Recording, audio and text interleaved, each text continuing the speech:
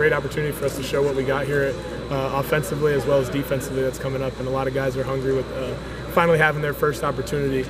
And it's going to be a fun year. We got a lot of great games at home, and we're just going to bring our best, hard-working, tough football here at Iowa, and just bring our best every day. Do you think that the difference in the gap will be that different from the FCS to this level? Yeah, I mean, at South Dakota State, obviously there's a gap FCS to FBS, but I mean, we were one of the top FCS teams, and I mean, we got a lot of guys that ended up going to the league. One of the teams that I just recently left, I mean, we had 8 of our 11 starters are in the NFL right now, so there is definitely going to be a little bit of a speed gap, but you know, as I've been practicing every single day and playing against one of the top defenses is going to really help me for this season coming up. Why are the Dakota schools? All 4 of you. Yeah, I don't know. There's just a good recipe up there that they got going, and they take people really based on their character, and that's kind of a similar thing that Iowa does. They don't really care about the stars that everyone has. They really find the good character in people, and that's what really kind of makes Iowa and the Dakotas such different places, and that's what helps build the culture. And they really find people that are going to help the culture instead of tear it down. I wanted to ask you about, you took almost all air reps in the spring. You know, yeah. You're standing behind, kind of going through motions that you needed to on each and every play.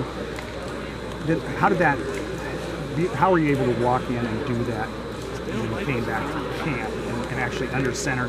How much of that did you retain? How much of that was I still need to learn a lot of this? Yeah, one of the things with my old offensive, one of our old strength coaches we always talked about is envisioning and thinking about the plays that you're going to be running like the night before games and seeing it before it actually happens.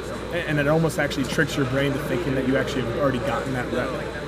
So this entire spring, it was basically like I was getting the reps. I was reading the coverages. I was going through the entire play, whether that was the handoff or passing the ball. Without just the actual throw. So I really retained all of that, and it helped a ton with me just learning the offense. The biggest thing heading into this fall camp was really just trying to build the timing up with the receivers now, and actually getting those reps and actually throwing the ball, finding out what they're going to be, and me talking to them, expecting where I want them to be. So. There's always a dual purpose for any player, but particularly in your case, and the ability to compartmentalize what you want to accomplish. Your big picture goal is the NFL. You would have gotten there probably if you didn't have to have your shoulder. However, taking this step also can get you there when you're playing potential national championship teams, as you did so far. But in some ways, how does this step help you towards your ultimate goal, coming to Iowa versus maybe just a straight path from South Dakota State? Yeah, I mean, we're going to be playing a Big Ten schedule, and Big Ten's the best conference in the country, and it's having against that competition is going to help a lot throughout the season. But even just competing against this defense every single day is going to help me become a better player, and having those conversations with the safeties, the DBs, the linebackers about what they're seeing, about tendencies that maybe I have, and trying to fix those and try to alter what I'm doing to make me a better player. But Coach Lester is one of the biggest reasons why I came here, and he's such an awesome offensive mind, as well as knowing a lot of great technique at the quarterback position, and having him helping me develop as a quarterback is going to help me so much more at the next level. I know it wasn't a full reset, but you go 12, 16 weeks, whatever it was, without throwing. Is there almost you almost have to reteach yourself how to throw a football? I mean, I'm sure that's the longest. Yeah, no, it's a very interesting process whenever you're coming back from an injury like that, and it's not as much learning how to throw, but it's just slowly increasing that distance as you keep going, and maybe not being able to throw every single day because the soreness is part of it.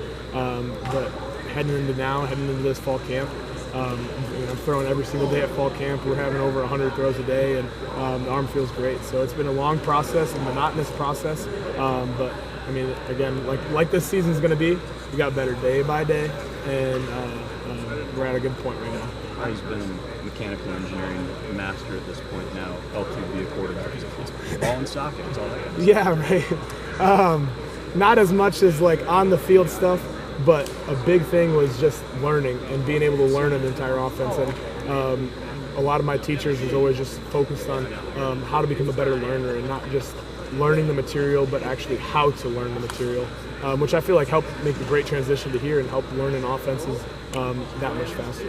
And I got a fun one for you here. What is one take you have, whether it's in sports or in life, that everyone else thinks you're crazy, but you'll stand by? Oh, man. I don't know. That's a tough one. I gotta actually think about that one. I can't just come up with one off the top of my head. I feel like I don't have a lot of crazy takes. No, I can't think of it right now. Damn. I can't think. Okay. Sorry. One or two more questions for. Appreciate it. Sorry, I couldn't think of one off the top of my head. You got me going there. You've only been here for a matter of weeks, but just what you see specifically from Jennings Dunker, the person that he is on and off the field. What have you seen from him? Yeah, no, he's been awesome, and I actually at the end of the summer invited him up to my house in Naperville, and we got to hang out for a couple days there. Went down to the city of Chicago, went to Barstool, hung out with him pretty much the entire week, and it was a lot of fun. And getting to know him, he's such a great person and a hard-working person, and he's a fun person to be around. And he loves the game of football. He helps me become a better player, but he's also just a great person on the outside of it too.